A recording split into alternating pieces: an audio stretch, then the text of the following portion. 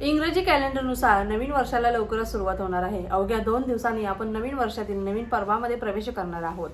तर या नवीन वर्षामध्ये भरपूर लोक प्रत्येक जण वेगवेगळ्या प्रकारचा संकल्प घेणार आहे. आज आपण पाहणार आहोत नवीन वर्षाची सुरुवात कशा पद्धतीने करायचं आणि दुग्ध शर्करा योग म्हणजेच नवीन वर्षाची सुरुवात ही गुरुवारपासून होणार आहे. आपल्या सगळ्यांचा आवडीचा दिवस आहे. तर नवीन वर्षाची सुरुवात कशी करायची, संकल्प कोणता घ्यायचे आणि स्वामींना असा कोणता शब्द द्यायचा जो शब्द दिल्यामुळे साक्षात स्वामी महाराज आपल्यावरती प्रसन्न तर होतील, पण त्यांची अखंड कृपा आपल्यावर सदैव राहणार आहे. तर बघा, हेच आजच्या व्हिडिओमध्ये जाणून घेणार आहोत, त्यामुळे व्हिडिओ स्किप न करता शेवटपर्यंत पाहायचा आहे. नमस्कार, मी पूजा. आपल्या चॅनेलवर तुम्हा सगळ्यांचं पुन्हा एकदा खूप खूप मनापासून स्वागत करते. तुमच्या सगळ्या इच्छा स्वामी महाराज लवकरात लवकर पूर्ण करत ही स्वामींच्यानी प्रार्थना करते व आजच्या आपल्या व्हिडिओला सुरुवात करते. नवीन वर्षाची सुरुवात इंग्रजी कॅलेंडरनुसार नवीन वर्षाची सुरुवात 1 जानेवारीपासून होते. तसं तर आपण आपल्या नवीन वर्षाची सुरुवात गुढीपाडव्यापासून करत असतो, पण नवीन वर्षाची सुरुवात इंग्रजी कॅलेंडरनुसार 1 तारखेला होते आणि आपलं संपूर्ण म्हणजेच वर्ष संपूर्ण 1 तारखेपासूनच बदलून जातं. ते म्हणजे 2026 या पर्वामध्ये आपण सर्वजण प्रवेश करणार आहोत.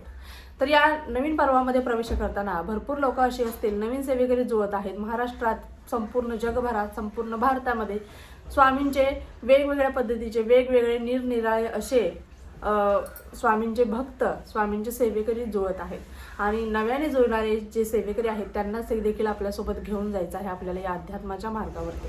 आता ही सगळी सेवा करत असताना कधी कधी भरपूर वेळा त्यांना असा प्रॉब्लेम येतो की नवीन वर्षाची सुरुवात महाराजांच्या सेवेने तर आम्हाला करायची आहे, पण महाराजांचा फोटो मूर्ती आमच्या घरामध्ये नाही आहे. तर सगळ्यात अगोदर महाराजांची सेवा करायची आहे, तर महाराजांचं अधिष्ठान आपल्या घरामध्ये असणं अतिशय गरजेचं आहे. त्यासाठी सगळ्यात अगोदर तुमच्या घरामध्ये महाराजांचा फोटो, मूर्ती नसेल तर छोटासा फोटो, छोटीशी मूर्ती, तुम्हाला जे असं हवं असेल, मूर्ती आणा किंवा फोटो आणा. तर महाराजांचा फोटो, मूर्ती आणायची आहे आणि नवीन वर्षाची सुरुवात म्हणजेच गुरुवारीच होत आहे, त्यामुळे गुरुवारी जरी तुम्ही प्राणप्रतिष्ठा केली, मूर्तीची स्थापना केली, महाराजांना आपल्या घरामध्ये अधिष्ठान दिले, सोन्याहून पिवळा दिवस असा कोणताच नाही आहे असा दुसरा, असं समजा तुम्ही.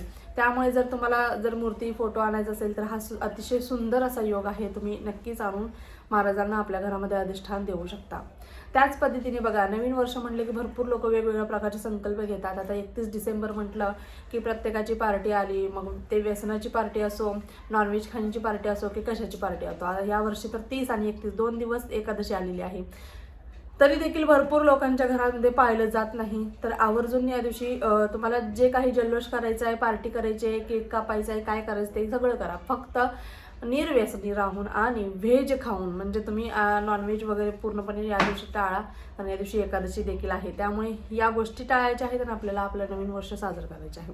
नवीन वर्षामध्ये बघा, रात्री 12 वाजेपर्यंत भरपूर लोक म्हणजे 31 तारखेला रात्री 12 वाजेपर्यंत महाराजांची सेवा भरभरून करत असतात आणि नवीन वर्षाची सुरुवात 12 नंतर दुसरा दिवस सुरू होतो, बरोबर 1 तारखेचा.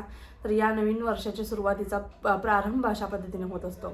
नवीन वर्षाच्या सुरुवातीमध्ये तुम्ही प्रवेश करत आहात, तर यावेळेस तुम्हाला काय करायचं आहे, 11 साडे11च्या दरम्यान तुम्हाला शक्य असेल तर माळजप करा किंवा आपल्या यूट्यूबवरती, टी व्हीवरती किंवा मोबाईलवरती महाराजांची गाणी, सॉन्ग वगैरे लावून ठेवायचे आहेत. तारक मंत्र ऐकत राहायचं आहे किंवा जप करत राहायचं आहे, जी सेवा जमेल ते. आणि बरोबर रात्री 12 वाजता तुम्हाला तुमच्या दरवाजा तुमचा उघडा ठेवायचा आहे. माता लक्ष्मीची येण्याची वेळ असते आणि तुम्हाला तुमच्या उंबऱ्याजवळ 2 दिवे, तुळशीजवळ 1 दिवा आणि आपल्या देवघराजवळ 1 दिवा असं लावायचा आहे. आणि नवीन वर्षाची सुरुवात प्रकाशमय वातावरणाने करायची आहे. भरपूर लोक अंधार करून पार्टी वगैरे, जल्लोष वगैरे करत असतात. तुम्ही अंधारातच सुरुवात केली तर तुमचं जीवन प्रकाशात कसं जाईल? अंधारातून प्रकाशाकडे नेणारी वाट आपल्याला शोधायची आहे.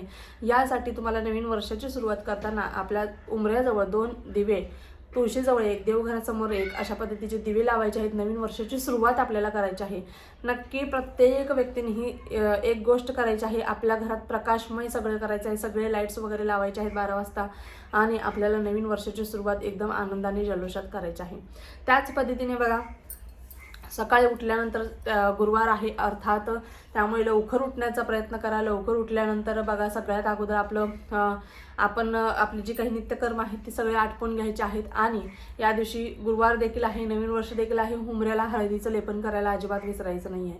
हुमऱ्याला हळदीचं लेपन करायचं आहे, व्यवस्थित सुंदरपैकी हळदीचं लेपन करायचं आहे. धूप, दीप, अगरबत्ती, अक्षदा व्हायच्या आहेत आणि नंतर तुम्हाला तिथेच 1 दिवा, अगरबत्ती लावायची आहे. बाहेर छोटीशी का होईना रांगोळी काढा. या दिवशी घर कसं प्रसन्न राहील, जितकं तुम्ही प्रसन्नता ठेवण्याचा प्रयत्न प्रयत्न कराल तितकं पॉझिटिव्ह. आणि या दिवसापासून एक संकल्प घ्यायचा की मी काही होऊ द्या, माझ्या जीवनामध्ये कितीही दुःख कितीही संकट येऊ द्या, पण मी निगेटिव्ह विचार करणार नाही, मी फक्त पॉझिटिव्ह विचार करणार. कितीही मोठे अडथळे संकट येऊ द्या, मी फक्त पॉझिटिव्हच विचार करणार आहे. आणि आता महाराजांची फोटो मूर्ती तुमच्या घरामध्ये अगोदरपासून आहे किंवा या दिवशी तुम्ही प्राणप्रतिष्ठा करणार असाल, महाराजांची मूर्ती किंवा फोटो असेल तर अर्थात आपण अभिषेक घालू शकत नाही, पण मूर्ती असेल तर आवर्जून महाराजांना या दिवशी मूर्ती चांगली स्वच्छ करायची आहे. पितळेची असेल तर चांगली पितांबरी वगैरे हे लावून तुम्ही व्यवस्थित सगळे देव स्वच्छ करायचे आहेत. महाराजांची मूर्ती चांगली स्वच्छ करायची आहे आणि महाराजांच्या मूर्तीवर आवर्जून अभिषेक या दिवशी करायचा आहे. तुम्ही हळदीने, कुंकवाने, मधाने, साखरेने, दुधाने, दह्याने अशा पद्धतीने महाराजांचा वेगवेगळ्या पद्धतीने तुम्ही अभिषेक करू शकता किंवा एकच पंचामृत करून तुम्ही अभिषेक करू शकता किंवा फक्त जलाने देखील तुम्ही अभिषेक करू शकता महाराजांचा अभिषेक करताना फक्त तुम्हाला तामण ठेवायचं आहे. तुम्ही त्याच्यावरती गळती ठेवा म्हणजे तुमची व्यवस्थित सेवा होईल. नाही काही शक्य तर फक्त अभिषेक करताना बघा तुम्हाला एक माळ श्री स्वामी समर्थांची घ्या. पहिल्यांदा स्वामी स्तवन बोला.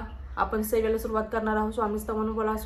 स्वामींची एक माळ घ्या किंवा एक वेळा तर कमीत कमी एक वेळा तर पुरुष सुक्तम बोला, एक वेळा श्री सुक्तम बोला. रामरक्षातील फक्त 1 ते 9 ओव्यापर्यंतच रामरक्षा असते, तर 1 ते 9 रामरक्षाच्या ओव्या बोलायच्या आहेत आणि आपल्याला या सेवा महाराजांच्या चरणी रुजू करायच्या आहेत. बघा अतिशय सुंदर अशी सेवा आहे.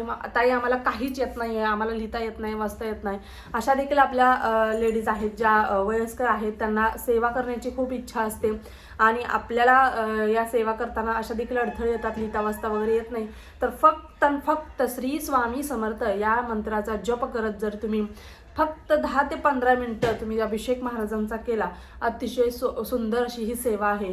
आता भरपूर अशा देखील ताई आहेत आपल्या ज्या प्रश्न करतात की विधवा स्त्रियांनी सेवा केली तर चालते का, विधवा स्त्रियांनी पूजा केली तर चालते का, विधवा स्त्रियांनी सूर्याला अर्घ दिलं तर चालतं का. सगळ्या सेवा स्त्रियांना समान आहे. स्त्री ही जन्मतःच एक सवासना असते, एवढं लक्षात घ्या. आणि त्यामुळे विधवा हे आहे ते अशा कोणत्याच रूढी चालीरीती परंपरा डोक्यात आणायची नाहीत. देव सर्वांचा आहे. विधवा आहे म्हणून माझा तो देव नाही आहे असं कोणतीच मनामध्ये शंका आणायची नाही. महाराज तर आपले गुरु आहेत, साक्षात गुरूंची आपल्याला सेवा करायला भेटते, तर विधवा वगैरे असलं कोणतं डोक्यात प्रश्न आणायचे नाही आहेत. डायरेक्ट सेवेला बसायचं आहे, महाराजांसमोर बसायचं आहे. जग काय म्हणतं म्हणू द्या, जग हसू द्या, त्यांच्याकडे लक्ष द्यायचं नाही. त्यांचे दात दिसतात, आपले दात दिसत नाही. थोड्या दिवस हसतील, थोड्या दिवसांनी शांत राहतात. त्यांचं काम आहे ते करतात. आपलं काम आपण एकदम शुद्ध अंतकरणापासून करायचं. ओके, तर अशा पद्धतीने आपल्याला महाराजांना अभिषेक घालायचा आहे. आता अभिषेक घातलेलं जे जल आहे ते अतिशय पवित्र व दिव्य असं जल तयार झालेलं असतं ते. आणि ते जल अजिबात फेकून द्यायचं नाही किंवा बघा काय करायचं, त्याच्यातील थोडंसं जल तुमच्या घरामध्ये सर्वत्र तुम्हाला शिंपडायचं आहे. एका फुलाने किंवा आंब्याच्या पानाने तुम्हाला टॉयलेट बाथरूम सोडून संपूर्ण घरामध्ये शिंपडा आणि राहिलेलं जल तीर्थ म्हणून प्रत्येक घरातील सगळ्या व्यक्तींनी थोडं थोडं घ्यायचं आहे. आणि सकाळी थोडं घ्या, संध्याकाळी थोडं घ्या. आणि जरी राहिलंच जल तर ते जल तुळस सोडून दुसऱ्या कोणत्याही इतर झाडाला तुम्हाला अर्पण करायचं आहे. तुम्ही पंचामृताने जर केलात, फक्त पंचामृत एकत्र तयार करून, तर ते पंचामृत देखील साईडला काढून घ्या आणि ते तीर्थप्रसाद म्हणून तुम्ही घेऊ शकता. आणि समजा हळद, कुंकू, हळदी कुंकू, त्याच पद्धतीने मध वगैरे वेगवेगळ्या पद्धतीचा अभिषेक केला तर ते पंचामृताचं पाणी तुम्ही तुळस सोडून दुसऱ्या कोणत्याही झाडाला तुम्ही अर्पण करू शकता. अशा पद्धतीने ते तीर्थ वाया जाऊन द्यायचं नाही. ते तीर्थ आवर्जून म्हणजे अतिशय शक्ती, ताकद त्या तीर्थात असते. पॉझिटिव्हिटी आपल्या शरीरामध्ये पूर्णपणे त्या तीर्थामुळे आपल्या संपूर्ण शरीरात पॉझिटिव्हिटी भिनत असते. आणि आपलं शरीर, आपलं मन जितकं पवित्र तितकी घरामध्ये पॉझिटिव्हिटी, तितकी घरामध्ये शांतता, एवढं लक्षात घ्यायचं आहे. आणि नवीन वर्षाची सुरुवात एवढी करायची आहे. आणि महाराज एक संकल्प घ्यायचा, महाराजांसमोरच बसायचा आणि महाराजांना म्हणायचं की या संपूर्ण वर्षामध्ये 365 दिवसामध्ये आजपासून आणि पहिल्या दिवशी स्वामीचरित्र सारामृताचं संपूर्ण पारायण एका बैठकीत करायचं. एका बैठकीत करा किंवा सकाळी 10 अध्याय वाचा, संध्याकाळी 11 अध्याय वाचा तरी देखील चालते. पण एका दिवसात पहिल्या दिवशी तरी तुम्हाला संपूर्ण पारायण करायचं आहे 21 अध्यायाचं. आणि तिथून पुढे पण नंतर दुसऱ्या दिवसापासून 3-3 अध्याय वाचले, नित्यसेवा करणार आहे किंवा एक माळ आतापर्यंत तुमच्याकडून अखंड सेवा घडली नाही किंवा खंड पडला किंवा मध्येच गॅप झाला किंवा मध्येच तुम्ही फक्त एक माळ कधी करता कधी काय करता किंवा पूर्णपणे 2025 मध्ये तुमच्याकडून खंड पडला गेला, महाराजांची जशी हवी तशी तुमच्याकडून मनासारखी सेवा घडली नाही काय कारणास्तव, तर या 2026 वर्षामध्ये उद्यापासून म्हणजे ज्या दिवशी 1 तारखेपासून तुम्ही आवर्जून पहिल्या दिवशी सगळं संपूर्ण पारायण करायचं आहे आणि महाराजांना पिवळा नैवेद्य आवर्जून अर्पण करायचं आहे, नैवेद्य चांगला करायचा आहे, महाराजांना नैवेद्य द्यायचा आहे. त्याच पद्धतीने तुमचं ज्या सगळ्या सेवा झाल्यानंतर संकल्प घेताना महाराजांना सांगायचं आहे की आजपासून न खंड पडता मी 365 दिवस नित्य सेवा करणार म्हणजे करणारच. न खंड पडता म्हणजेच ते आपले मासिक धर्माचे किंवा सुतक विटा आले तर ते स्किप करावेच लागतात. त्यामुळे 365 दिवस माझ्याकडून सेवा कशी करून घेता येईल महाराज हे बघा. मला महाराजांच्या सेवेमध्ये जोपर्यंत श्वास आहे तोपर्यंत माझ्या हातून महाराजांची सेवा तुमची सेवा घडणारच असा आशीर्वाद मला हवा आहे असा महाराजांसमोर संकल्प घ्यायचा आणि आपल्याला ती नित्यसेवा रोज महाराजांच्या चरणी रुजू करायची आहे. मग तुम्ही पहिल्या दिवशी गुरुवार आहे 1 तारखेला तर तुम्ही त्या दिवशी तुमच्या जवळपासच्या मठात केंद्रात जा, आरतीला हजेरी राहावा. दर गुरुवारी कमीत कमी दर गुरुवारी तर मी आरतीला हजेरी राहावी लावेन असा महाराजांना शब्द द्या. त्याच पद्धतीने दर गुरुवारी कमीत कमी मी नाही रोज नित्य सेवेचं करायला जमली तर दर गुरुवारी कमीत कमी मी संपूर्ण स्वामी चरित्राचं पारायण करेन. त्याच पद्धतीने मी तारक मंत्र 11 वेळा नाही झालं तर मी 1 वेळा करेन. चालता अवस्था उठता महाराज तुमचं मी नाव जपत राहीन. फक्त माझं त्या दिवशी काही मागायचं नाही आहे महाराजांना, काही देखील नाही. कमीत कमी 1 माळ तर रोजचा रोज मी करण्याचा प्रयत्न करेन आणि सेवेकरी बनवण्याचा प्रयत्न करेन आणि या स्वामी सेवेत कसं टिकून राहील याचा प्रयत्न करेन असा महाराजांना शब्द द्यायचा.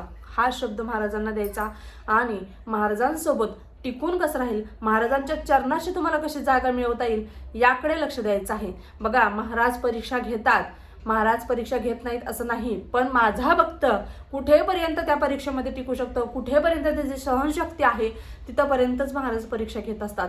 आणि तुम्ही ज्याचा विचार देखील केला नाही त्याहून सुंदर काहीतरी तुम्हाला मिळत असतं. त्यामुळे संपूर्णपणे विश्वास झोकून द्यायचा महाराजांवरती. कोणत्याही प्रकारचा अविश्वास महाराजांवरती किंवा महाराजांच्या सेवेवरती दाखवायचा नाही. डायरेक्ट सेवेला लागायचं. मनामध्ये कोणताच विचार नाही. संकट अडचणी येणार सेवा चालू असताना तरी देखील डगमगायचं नाही, भिहायचं नाही. फक्त मी आणि माझे स्वामी आणि माझी सेवा एवढंच एक मनामध्ये ठेवायचं आणि दृढ निश्चय करायचा मनाशी आणि स्वामी सेवेला लागायचं. जो कोणी महाराजांना नवीन वर्षामध्ये अशा पद्धतीचा शब्द देऊन या सेवा करतो त्याचं रक्षण साक्षात स्वामी महाराज करत असतात आणि त्याची प्रत्येक इच्छा कशी पूर्ण होईल आणि त्याहून जास्त काय त्याला देता येईल हे देखील महाराज बघत असतात. त्यामुळे फक्त महाराजांची सेवा करायची. महाराज आपल्या पाठीशी आहेत. महाराजांनी सांगितले ना, पिऊ नकोस मी तुझ्या पाठीशी आहे. एवढंच एक वाक्य लक्षात ठेवायचं आणि रोज आपली जी काही सेवा आहे तोडकी मोडकी सेवा असेल ती महाराजांच्या चरणी रुजू करायची. कशीही सेवा करा पण महाराजांच्या चरणी सेवा रुजू करण्याचा प्रयत्न करायचा आहे. अशा पद्धतीने नक्कीच आपल्याला महाराजांच्या चरणी ही सेवा रुजू करायची आहे. अजून देखील तुमची काही शंका असतील, तुम्हाला काही विचारायचं असेल तर तुम्ही नक्कीच कमेंट बॉक्समध्ये विचारू शकता. व्हिडिओ आवडत असतील तर नक्कीच लाईक, शेअर व सबस्क्राईब करायला अजिबात विसरत जाऊ नका.